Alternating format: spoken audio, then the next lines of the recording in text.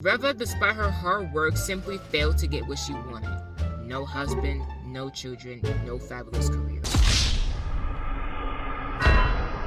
Damn! So you got no husband, no kids, and no career. No good career you like.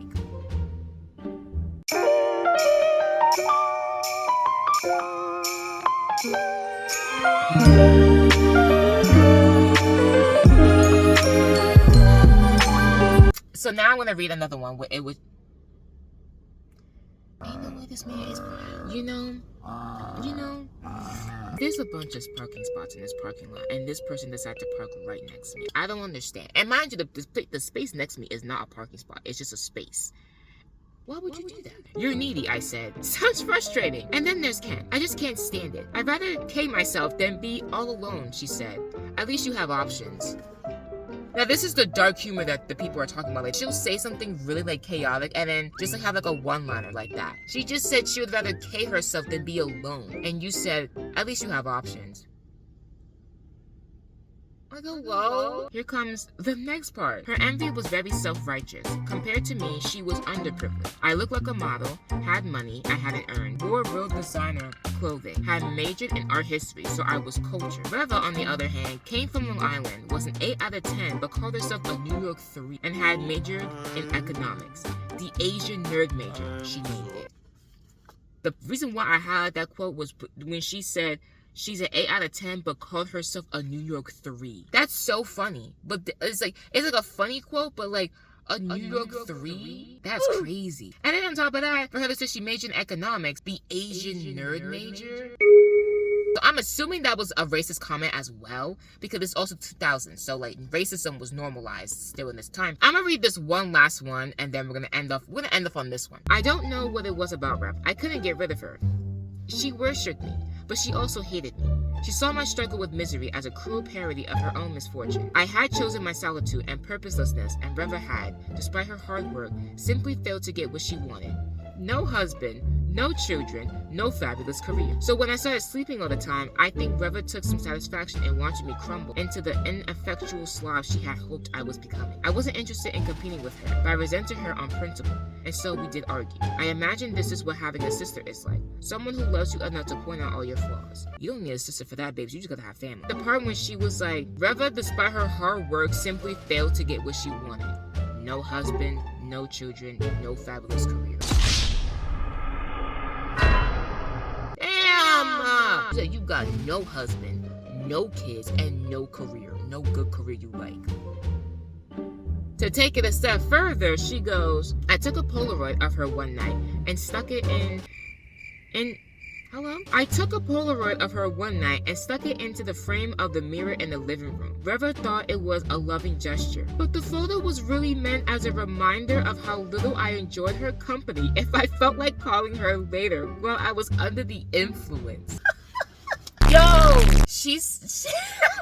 I used to have Polaroids of my friends up on like pictures of like me and my friends and me and my friends, my family up on like I used to have a Polaroid wall basically. And once my friend came to my house and she was like, oh, like, those are cute pictures. And I was like, oh yeah, like I like them. Imagine I just had a picture of my best friends in my room as a reminder of why I don't like them being around me. She's like, I had that picture up there and River thought it was a cute gesture of me putting a picture of her because we're best friends. But in reality, it's just to remind myself that I cannot stand her. So when I'm under the influence, I'm gonna want to call her because I'm lonely. I'll look at that picture and remember that'll be a wake-up call to be like, don't call her because you'll regret calling. You regret it the minute she walks in. I'm gonna read one more. I'm sorry, because there's just another one that I just peeked at, and this is the one we're gonna end on. I miss you, she said, her voice cracking a little. Maybe she thought those words would break through to my heart. I've been taking Nebutos all day. We probably shouldn't be friends, I told her. And then she's like, I don't know what it's about her. I can't get rid of her. And then she literally tells her, we probably shouldn't be friends anymore. And she's not saying that as a joke. She's being serious. I didn't highlight this one, but then she goes, I've been thinking about it and I see no reason to continue. I've been thinking about it. I see no reason to continue our friendship. Like, hello? So we're going to end off there. And the first, I I just really realized how like low-key, not even low-key, how like racist the characters are. Because it's also the 2000s, so they said out-of-pocket stuff and thought this was fine. But they weren't saying this with the intent to be funny. That's just how genuinely how they thought. It's not like The Office when like Michael makes like racist comments because that's part of the comedy. No, she's just saying these things because she's a douchebag. Like, she's a itch. She's an itch. Like, she is not nice. Later in the book, it just becomes borderline insufferable how much of an itch the character is. I'm like, yo, why are you so, like, oh my god. But we'll get into that another time. I don't know if I'm gonna be able to get through all the quotes. Like, there were like one or two that I did skip because I'm like, I might just read the really audacious ones. But like, almost all of them are audacious. Like, almost all of them are just crazy. Like, I'm just like bewildered and shocked and shooketh. Like, what? I hope you guys enjoyed this Vlogmas. I thoroughly enjoy reading these comments, reading these quotes because this book is crazy. I'll probably do another one next week because this was fun. Mind you, I read this book in like 24 hours. Like, I bought the book on Friday when I went to go see the movie Poor Things. Before I went to the theater, I was in the bookstore and did I buy this Friday? No, I did buy it Friday. Yeah. Did I? Yeah, I did buy it Friday because I went to the movies, but I got to the theater. I got there early, so I went to a bookstore that's near it. Every time I go in the bookstore and I'm not going to sit at the cafe and I go to browse a book, I always buy a book. And this time the space between my two nails, I was so close to leaving the store without buying a single book. It was like 10 o'clock and the movie started at 10. So I was like, okay, so let me go leave because the trailer's gonna be starting now. By the time I get there, the trailers will still be going. Like, I'm doing good. Then I had a voice in my head be like, but like, you're really gonna leave the store without buying anything? Like, you leaving the store, like they saw you browsing in here for like a good 15 minutes. You should like buy something to make like your stay worthwhile. You're really gonna leave the store without buying anything? Like, you're gonna watch them see you leave empty-handed? And I was like, you got a point though. And then I bought this book and I bought one of Margaret